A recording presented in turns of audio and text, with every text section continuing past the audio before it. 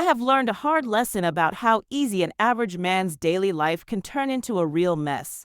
When the events in this story began a few years ago, my family consisted of my wife and age 38, me Larry Dragenjum 42, with our children Angelica 8 and Elliot 6. Though we're not the very happiest family in our Scandinavian county capital, we had managed to keep it together, probably because we regarded that as best for our children.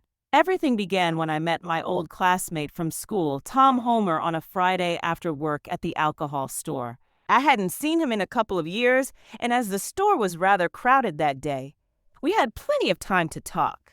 To our surprise, we found out that Tom's wife Cecilia was working at the same office where my wife had been for the last 6 months, and he asked me, "I didn't see you at our wives' Christmas party, but are you coming to their company's old owner's farewell party?" I told him I would like to come, but I'm not invited. Tom looked surprised when he told me, "Of course you are invited, and all spouses are invited. Why shouldn't you be? I'll ask if you can be sure about that. See you, their old mate." The reason for the big company party only 2.5 months after the Christmas party was that the old owners had sold their shares to a nationwide investment company and wanted to thank all their co-workers before the new owners took it over on the 1st of March. Of course, I remembered the Christmas party. It was In's first Christmas party at that new job, and she had told me that she was sorry for me, but I wasn't invited. She had bought a new sexy dress for the party, been a very gorgeous woman when she went there, and she had come back home at 4 o'clock in the morning in very tipsy and messy condition. After some arguing, I had told her that I believed what she had told me about the party and the nightcap afterwards at one of her friends' place. She cried and promised me that nothing at all had happened between her and any man. Of course, I had my serious doubts about her story, but what could I do without any evidence? Back home from my shopping, I immediately told Annette. I met my old friend Tom Homer at the alcohol store, and he told me that his wife works at the same company as you and looked concerned as she replied, "What's her name?" "Cecilia Homer." "Do you know her?" "No, I don't." "Did he say that she knows me?" "No, he didn't. But he told me that all spouses had been invited to your Christmas party." "Who in the hell pretended to be your spouse at that damn party? And where did you spend that night?" She was pale when she replied, "I have told you several times that I thought that spouses were not invited. I was new there and didn't understand the invitation. So you are the only idiot at the company who can't understand a simple invitation, are you? I promise to trace that a hole who screwed you after the party, and you can be sure that I'll make him regret his birth when I find him."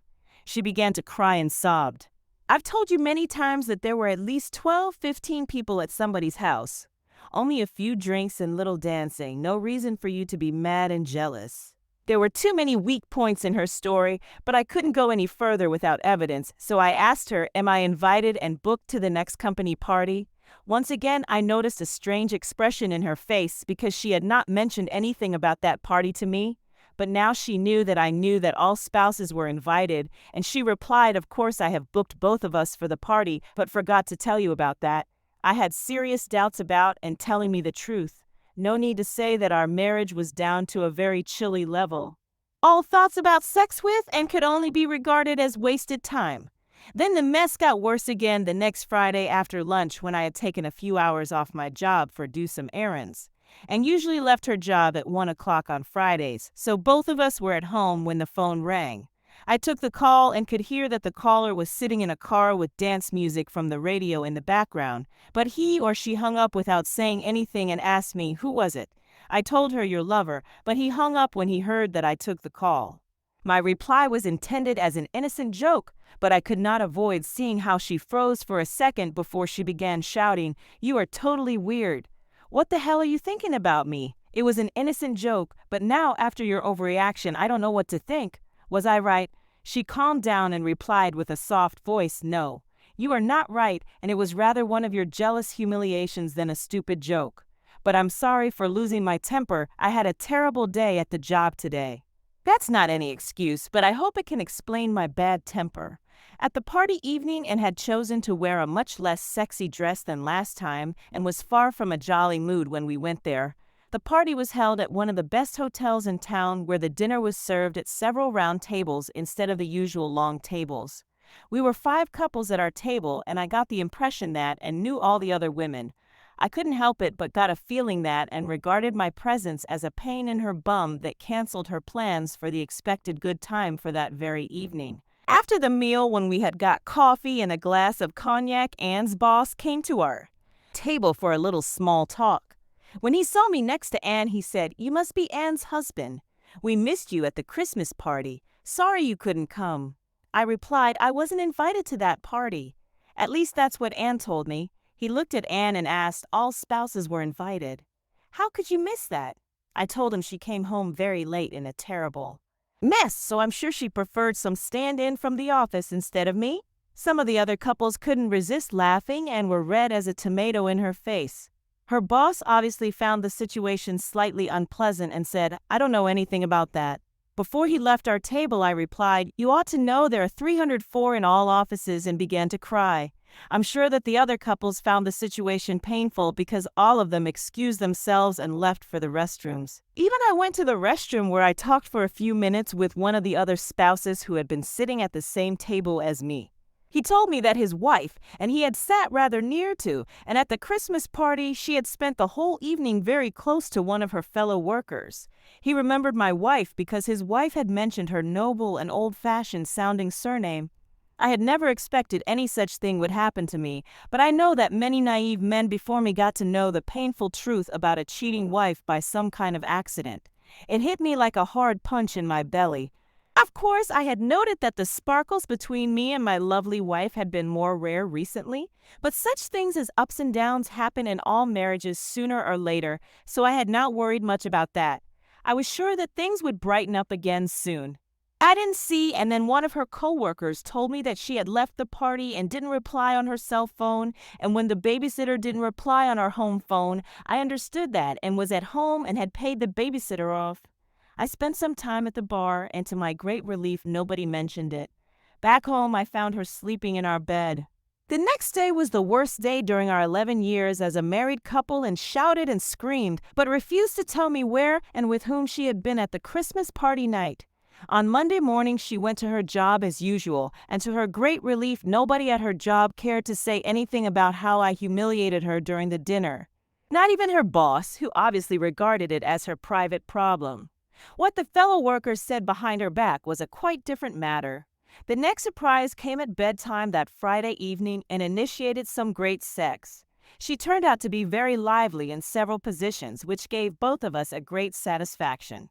It was an enormous difference from her usual lying as a log.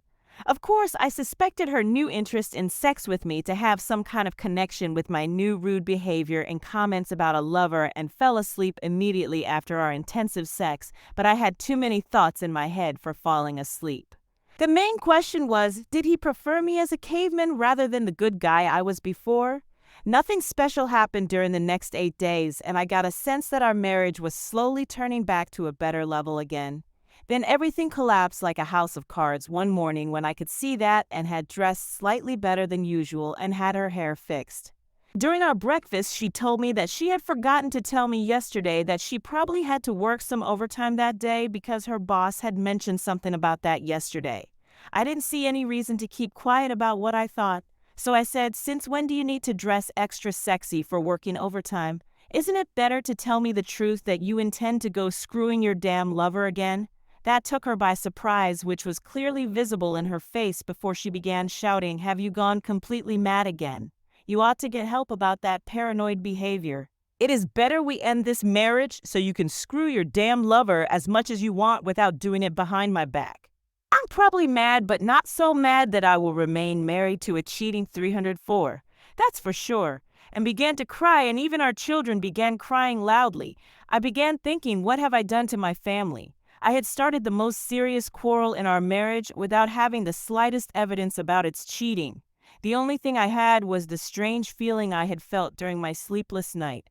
After crying for some time and sobbing, "Do you really want a divorce?" "Yes. I can't see any other solution if you intend to make crap of this marriage. It will be best for both of us to split up as soon as possible so we can go on with our lives.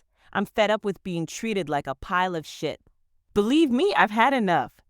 And rushed back to our bedroom, and I felt some remorse for accusing her of cheating, though I didn't have the slightest piece of evidence about that. I understood that I had acted as a caveman and done everything totally wrong. Of course, I ought to have done it the average way by collecting evidence, and if I had been able to get that, then I could accuse her. When it was back to the kitchen a few minutes later, she was dressed as usual for an average day. She didn't say anything to me, and I didn't know what to say to her. I began to understand that only a miracle could save our marriage. If she was innocent, she could hardly take all the humiliation I had caused her during the last time. If she were guilty of having an affair, our marriage would be history as soon as I found out any evidence about that. Back home in the evening, she told me a story that she had told her boss that I had refused her to work overtime, and he had accepted that because he knew me from the party. I ought to have called her boss, but didn't do that. To my great pleasure, I got unexpected help from the new owners who had taken over the company wherein worked. Their experts had made a secret investigation of the use of computers at the office and found out the average time used for all kinds of private matters was as high as 52 minutes per day for each employee at the office. The worst one had been online for 16 hours during the week that was investigated.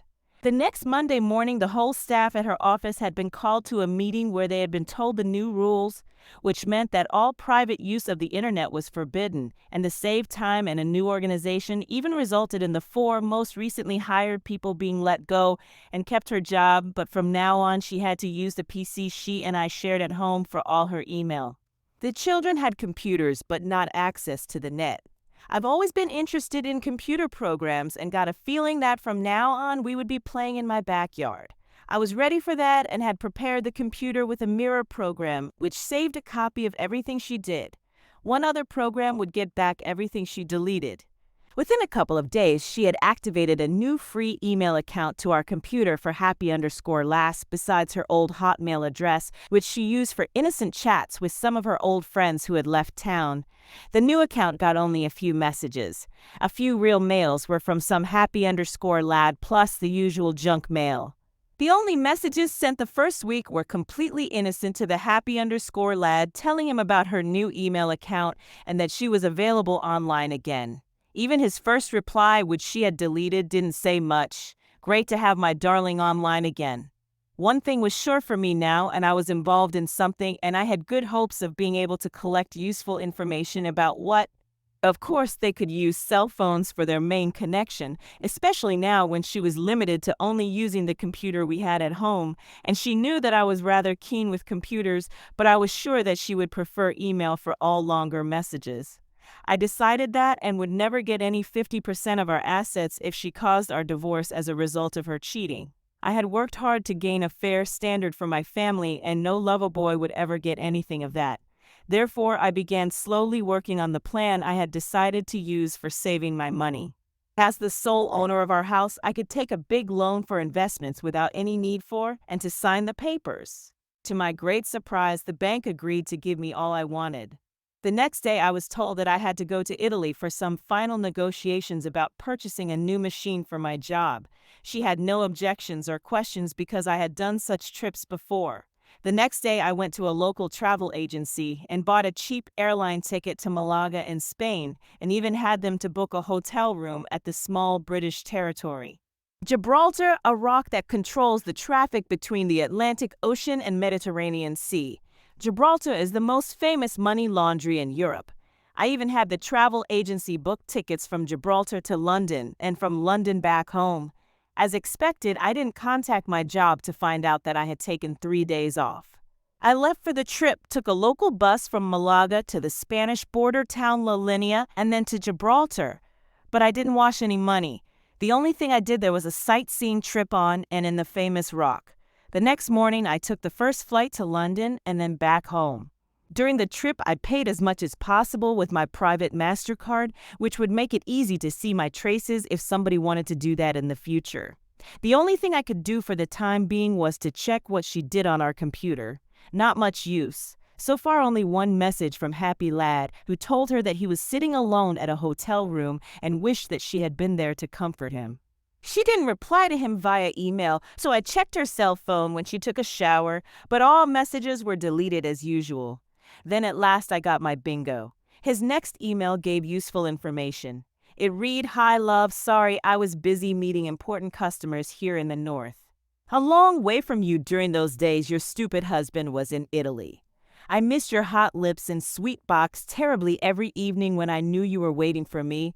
But I have good news for us.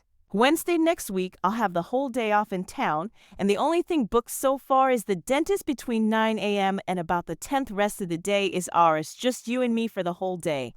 Dear, and please take that day off at least from 11 a.m. and be with me. Frederick. Now I knew his name and profession, which gave me a slight hope that she would use the email for her reply. She did and wrote, Dear Frederick, of course I'll take the day off after 11 a.m. May I suggest a romantic lunch at your place so people don't have to see us together in town when I'm off from my job? I'm sure that Larry still suspects something, so our timeout has been the right thing for us to do if we want to keep our love a secret. However, I can really agree that this one-time breaking of our timeout will be good. I can promise you that I've been thinking very often about you, and I am looking forward to our great day. Love, Anne. To my great pleasure, I managed to find an apartment to rent and paid 1 year in advance just in case I would get into some kind of problems with the authorities during my divorce. A salesman, Frederick, something living in our town wasn't a clue enough to find him. It was a too common name and profession, though I suspected he worked for the same company as in. However, I knew the date and time, and if I didn't get any further clues, I had a slight chance to tail her to his place. Nowadays, many people prefer to use cell phones for an increasing part of their communication with others. Obviously, even her lover boy, Frederick, did so because I wasn't able to find out any further information on our computer. The day before, and expecting a great day, I had everything ready for my actions. My own and our shared bank accounts were emptied, and the money had disappeared on secret ways.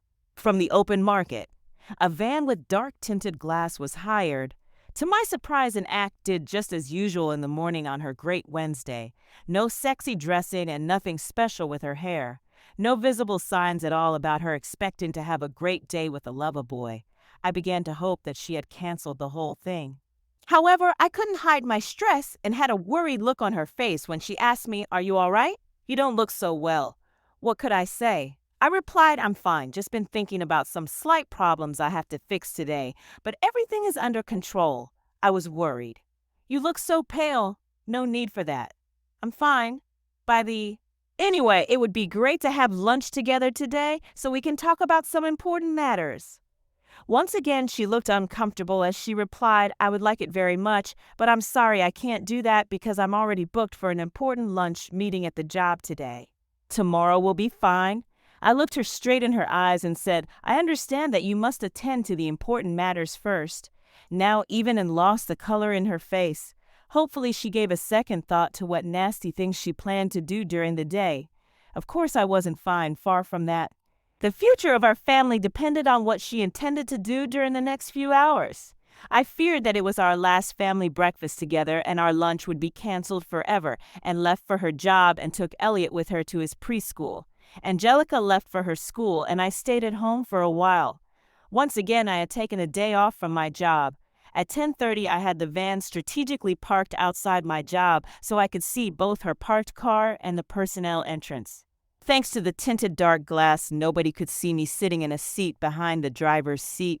5 minutes after 11 o'clock, she was out of the parking lot, went to her car, drove straight to a housing area just outside the town center and parked outside one entrance where she went in. I followed after her and could read on the information board inside that Frederick Albinson had an apartment on the second floor. I gave her 5 minutes before I rang her cell phone. She had seen on the caller ID that it was I calling and replied, And here, what's your problem, Larry? You, my love, are my worst problem. She sounded surprised when she replied, Me, have you gone insane? No, my darling, but I have found your lover boy is at home now, and you were supposed to be there with him. I'm on my way to beat the crap out of him. Get dressed and move your bum out from his apartment before I get there. She sounded worried, but said, What are you dreaming about? Of course I'm at my job. If you told me the truth, it's very good for you. Otherwise, it will be very bad. I ended the call, and now I was standing outside Frederick's door with a sledgehammer and a black garbage bag. Just as I had expected, about 1 minute later, a man in his mid-30s opened the door. I was ready with my right fist and hit him hard in his face. That took him by surprise, and he fell back into his apartment again. Pale and shocked, and was standing behind him. I told her, damn 304, get out of here, now at once. Before she reacted in any way, I had pushed her out of the apartment and locked the door behind her. Now alone with Frederick, I attacked him with hard hits with both my fists until he fell down on the floor. Under different circumstances, I'm sure that this younger man in good shape would have won over me. But now he was taken by surprise, which together with my wrath for my lost marriage gave me such advantages that hitting and kicking the crap out of him was an easy match. When he was lying still on the floor, I took my sledgehammer and destroyed everything of value in his small, simply furnished one-room apartment. It was clear to me that this apartment wasn't his real home, so I took Frederick's cell phone and some papers with his home address and personal information from his briefcase and was still standing outside the door, ringing the doorbell and screaming, "Don't kill him, don't kill him."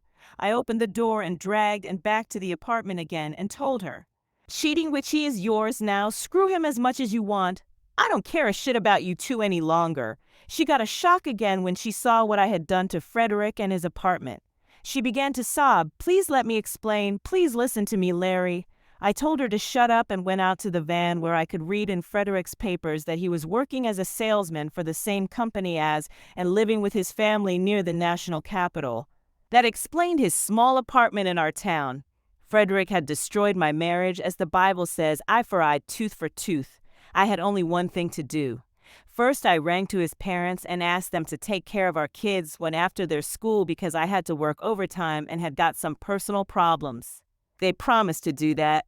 Then I switched off my cell phone and went away for a 2-day leisure trip with a rented van. I regret to say that I can't tell you anything about it in this story because I know that this forum has a large number of readers in Scandinavia, probably even those who are investigating my doings. Innocent people would get into trouble if I said something. Back in my hometown 2 days later, I switched on the phone again and could read and listen to many messages from it. My only reply to her was a text message, and I have filed for divorce, and that is my final decision about our marriage. After that, I spent the rest of the day moving my clothes and other personal things from my house to my new apartment. I left copies of the divorce papers on the kitchen table, and then Frederick's affair had obviously lasted several months. If it had only been a one-time drunken fling after the Christmas party, there had maybe been a slight chance to forgive them. Or if what I told her during our last family breakfast had got her to cancel her date with him, it would have saved Frederick from my severe beating. The next day I went to my job as usual and was a bit surprised because and didn't call me. My only call regarding Frederick came from the police. They wanted to talk with me, and as both they and I had a lot to do, we booked a time 3 weeks forward. After lunch, I rang Anne's mother, who told me that the children were at her place for a few days and that Anne had told her that she had no objections about the divorce. 3 days later, Anne rang and was totally mad about the fact that our net worth was down to zero. She screamed about getting me sued for that and for destroying Frederick's home. I told her that lost money could be replaced, but our lost love and crushed family was a much worse matter because it would never be replaced again, and wasn't satisfied with that reply. 3 weeks later, my lawyer and I went to the police, and it ended up to be a polite small talk, and the lawyer had no objections to anything said there. The police accused me of beating Frederick so badly that he hadn't been able to work in 2 weeks and destroyed both his apartment and his house. I denied everything except to have used self-defense when my wife's angry and desperate lover attacked me when I had interrupted their date. I got the impression that the policeman did his job, but he did not put in any extra effort to nail me. Obviously, he had no sympathy for a cheating wife and her lover. I didn't care very much because if I were found guilty and sentenced to pay Frederick, it would not give him any money. The sentence would only be a document for his legal right to demand me to pay him. But if I didn't have any money, it would be his problem, not anything the legal system would care about. To my great surprise, he rang me and suggested a meeting about our children at a restaurant. I went there, and we were able to keep the meeting with civil behavior, and surprised me with a confession about her affair with Frederick, which had begun only a few weeks after she began her new job. During a reorganization of the sales department, Anna had assisted Frederick as secretary for him, and there had almost immediately grown a tension between them. A lunch in his small apartment had ended up in his bed. They had continued with quickies now and then, but the chances for that were rather few because Frederick made only a few stops at the main office. When Frederick's wife could not attend the Christmas party, he had seen it as a great opportunity to have almost the entire night together, and said that she had serious doubts but agreed to it after a while, which she said was the most stupid mistake in her whole life, and told me that though she had an affair with Frederick, the family and I had always been her first choice. She had never reduced her love for me, not even when I had begun accusing her of cheating, and said that they had planned to end the affair the day that I had beaten the crap out of Frederick. She had already planned how to reward me when she was a faithful wife again.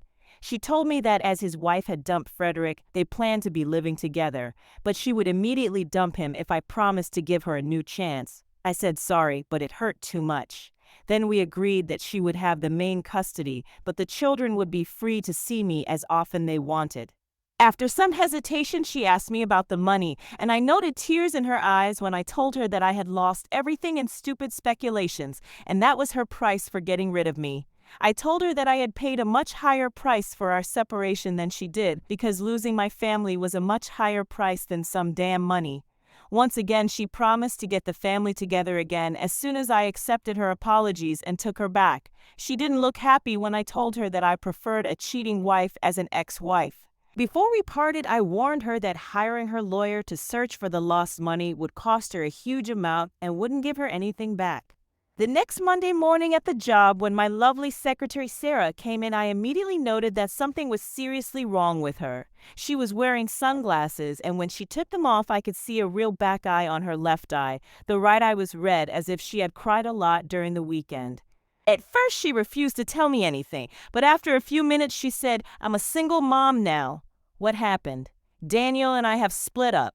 I was taken by surprise because I had always regarded Sarah and Daniel as the perfect couple. I asked, how come? Why? Because to be hit once by the husband is a terrible experience that can be forgiven as a mistake. But when it happens again the second time, it is a bad habit, too bad to be accepted or forgiven. A man who can hit his wife twice will continue to do that for less reason if she doesn't dump him. Daniel hit me for the second time, and I will divorce him. I've always regarded him as a good guy and thought you two were the perfect couple. Why has he turned into such a lunatic? Because he is jealous. The first time he hit me was when I danced a hot tango with a nice South American guy at a wedding. He was a damn good dancer, but it was only an innocent tango that turned Daniel so mad that he hit me. No other men had any objections or cared when that handsome guy danced with their spouses. I forgave Daniel after a while, but told him that next time is the last time, and he promised that he would never do it again. But he did, and we will be divorced. Why did he hit you this time? Because it is my fault that, and then you have split up. I didn't understand anything at all and asked her, how can it be your fault that, and screwed that damn Frederick? That's far more than I can understand. She did it because you and I had an affair. I was so surprised that I shouted at you, and I had what? An affair. You and me having an affair. Why don't you tell me when and what we used to? How can I be involved in this affair and don't know anything? No, you are not the only one. Neither of us knew anything about that screwing though you, and I ought to have been the first to. I could hardly believe that a good guy as Daniel had turned into such madmen and caused his lovely, beautiful wife to divorce him. Of course, I had admired Sarah as long as I had known her, but I had never harassed her with any sexy comments or suggestions, though I knew that I had preferred Sarah before, and if given the choice. What could I say? I asked her. Why didn't he ask me? I have never cheated on, and though I got many temptations during the years. Of course, I can't deny that I sometimes envied David for being married to the dream girl, but innocent dream and nasty action are two different matters. Where did he get such stupid and wrong rumors from, and why did he believe that crap without trying to find out the truth? Some of David's friends had heard rumors and told him. Rumors. Why didn't he ask you and me? How can he be so incredibly silly? That sounds insane, he asked with his fist. Incredible. She tried to laugh and asked, now when your dream girl is a single, your place or mine? Mine will be fine. Deal. After 1 hour, she quietly asked me, are you still serious about our date? I gave her my best smile and replied, I don't intend to run away because what you offered me today only happens once in a lifetime. Are you sure that I offered you anything? No, and I don't demand anything, but a date is a date. Okay, the date will be a date. Though we joked about our new single lives, both of us knew that it was a day when our lives could change in many ways. The tension increased the whole time, and she took the day off after lunch. After work, I did some shopping before I went to my apartment and didn't expect her to come, but at 6 o'clock she rang my doorbell with a small overnight bag in her hand. Sarah said, "Just in case that you were serious about our date." "I am." It had been a terrible day for her with a meeting with her lawyer. I suggested that she rest while I fixed dinner. After the dinner, I comforted her while we were sitting in the sofa and talking about our crushed marriages. She asked me several times if I would take him back, and I told her every time that it was out of question. We went to bed early, but I didn't make any attempts about sex during that evening. To my surprise, she slept well and felt slightly better in the morning. The next weekend, we rented a minibus, and on Saturday, we went to the nearest zoo together with her 2 children and my 2 children. To our great pleasure, everything went much better than we had expected. Now we knew that we could move together as a family. On Sunday evening, when Sarah had left her kids at her parents' home and I left mine with, and we had a romantic dinner at one of the best restaurants in town. Back in my apartment, we began an intensive kiss as soon as we had closed the door. Then we undressed each other as fast as we could before we fell to the bed. As she didn't make any attempts to stop it, we let it go the whole way. After some resting, we continued with tender lovemaking in different positions. Sarah told me she was happy because our first sex had been good, very good indeed. It was real love, tender but intensive. Both of us were satisfied, especially me because Sarah was much better than and had been during our last months together. Anne's lawyer had found out about my Gibraltar trip and tried to use it against me during the divorce proceedings. I got a lot of questions about that trip, but as I told the same simple truth every time and nobody could find anything against me though, and the lawyer had spent much time during his investigations about my lost money. The divorce ended just as expected and got 50% of nothing and a huge debt to her lawyer. During a meeting with and about our children, I told her that she had ought to listen to me when I warned her about lost sharks, and she replied with tears in her eyes, "How could you take all our money? How could you do that to me?" I asked her, "How could you cuck me? How could you do that to me?" Her reply surprised me because I was an idiot, and that was the worst mistake I ever made in my whole life. Does Frederick know that you regret your affair with him? He regrets his part in this mess. Even he has paid a very high price for our affair. But you must be very happy now when you have got the man you love. Please remember that I gave you a fair choice during our last breakfast as a family, and you preferred going to Frederick instead of having lunch with me. That was the worst mistake in my life. I lost the man I love, but though Frederick and I are the losers in this mess, we are making the best of the situation. Are you happy? I replied, yes, I'm very happy with Sarah, but it wasn't either her or my choice to be divorced. Both she and I had preferred to have our children grow up in a home with both parents. We are happy to have each other, and we will be doing our best to fix it. And then Frederick bought my old house for a high price. In fact, they took over all loans, which gave them much higher monthly expense than I had during our time there. Sarah's husband bought her out from their house for a fair price, and she invested that money in a new house where she and I moved in. The police didn't ask me any further questions about the damages in Frederick's house in the capital area. Such matters are probably not any big things there, and during that time the police were short-handed and had difficulties in their cooperation between different counties, and it didn't work well. I heard rumors that the house had been some kind of sole property for Frederick's wife, and she had even taken the main part of the insurance money. However, I was sentenced to 2 months in a white-collar jail and to pay Frederick compensation for the beating and for the damages in his small apartment in our town. I never paid him anything and do not have any intentions to pay him either. Of course, I have promised to pay him as soon as I get some money, but as long as I don't have any money, the authorities can't do anything to help him collect anything from me. Sarah and I quit our old jobs, which nowadays are done by Sarah's new consulting company where I work part-time. I am driving a company car and living as a lodger in her house. It is a good solution for both of us and has not given up her searching after my lost money. One evening, she invited Sarah to a pub to talk about the children, and after several drinks, she began asking Sarah about the money. But Sarah could only tell her the truth, that she neither knew about any money nor gave a shit about any damn money because I myself was the best bargain she ever got in her whole life. Sarah and I have always worked well together, and now we have even created a very good family relation with much fun together and very good sex. My children like Sarah and her children like me.